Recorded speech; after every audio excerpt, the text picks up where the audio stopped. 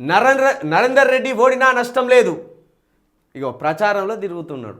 8 మంది కార్మికులను మనం రక్షిస్తే ఆ రాష్ట్రాల నుంచి రక్షించినందుకు పేరు వస్తుంది. ఎక్కడో ఉత్తరప్రదేశ్ నుండి, రాజస్థాన్ నుండి, పశ్చిమ బెంగాల్ నుండి వచ్చిన కార్మికులు, వాళ్ళని కాపాడవలసిన బాధ్యత మన మీద లేదా?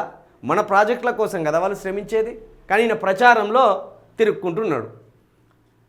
నరేందర్ రెడ్డి ఓడినా నష్టం లేదు, ఒక ఎమ్మెల్సీ ఓడితే నా ప్రభుత్వానికి ప్రమాదం ఏం లేదు, భరోసా వస్తేనే రుణమాఫీ అయితేనే ఓటేయండ్రి, ఇప్పటి ఇంజనీరింగ్ కాలేజీల్లో చదివిన ఇంజనీర్ల కంటే మేస్త్రీలకే నైపుణ్యం ఎక్కువ.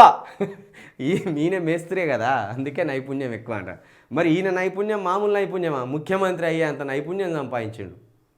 ఇంజనీర్లు నెలకు 15,000 రూపాయలు కూడా సంపాదించలేకపోతాడులే. ఆయన ముఖ్యమంత్రి గారు చెప్పిన దాంట్లో పెద్ద ఆశ్చర్యం ఏం లేదు. బీటెక్లు చేసి ఎంటెక్లు చేసిన వాళ్ళు 15,000 రూపాయల జాబ్ కూడా దొరకబట్టుకోలేకపోతాను. కానీ ఏం చదవని ఈ ముఖ్యమంత్రిగా ఈ రేవంత్ రెడ్డి గారు మాత్రం ముఖ్యమంత్రి సీట్కి కన్నేసిండు, దెబ్బ కొట్టిండు. కథ నైపుణ్యంతో గుంపు మేస్త్రి కాబట్టి ఎట్లా పట్టాలో అట్లా పట్టిండు. ఆయన అనేది నిజమే. ఇప్పుడు ఇంజనీరింగ్ కాలేజీలో చదివిన ఇంజనీర్ల కంటే మేస్త్రీలకే నైపుణ్యం ఎక్కువ, అందుకే స్కిల్స్ యూనివర్సిటీ. ఏంటిది? ఇప్పుడు గోడలు ఎట్లా కట్టాలి, సిమెంట్ ఎట్లా పూత పుయ్యాలి, ఈ మాల్ ఎట్లా కలపాలి అనేది ఈ మేస్త్రీలను అందరినీ ఈ స్కిల్ యూనివర్సిటీకి పిలిచి శిక్షణ ఇస్తారా? అయ్యా పెద్ద సారు భలే పోలుస్తాను పో. ఎమ్మెల్సీ ఎన్నికల ప్రచారంలో సీఎం రేవంత్ వ్యాఖ్యలు. ఎన్నికల ముందే చేతులు ఎత్తేసామా, కాంగ్రెస్లో చర్చ. చేతులే ఎత్తేసిండ్రు. అక్కడ మీరు నిలబెట్టింది ఎవరు? ఒక కార్పొరేట్ దిగ్గజాన్ని నిలబెట్టిండ్రు.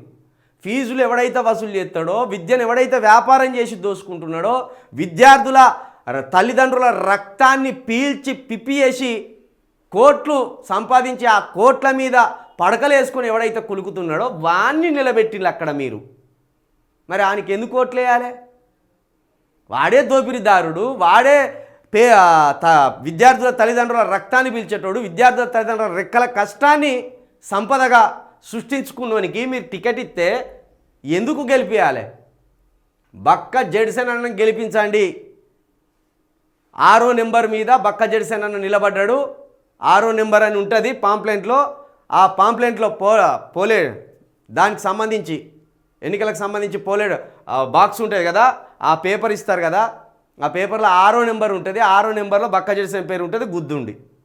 వేం నరేందర్ ఓడిపోయిన నష్టం లేదని ముఖ్యమంత్రి గారే అంటారు కదా. మాకేం నష్టం లేదు, మీకేం నష్టం లేదు, కాబట్టి ఓడగొట్టుడే.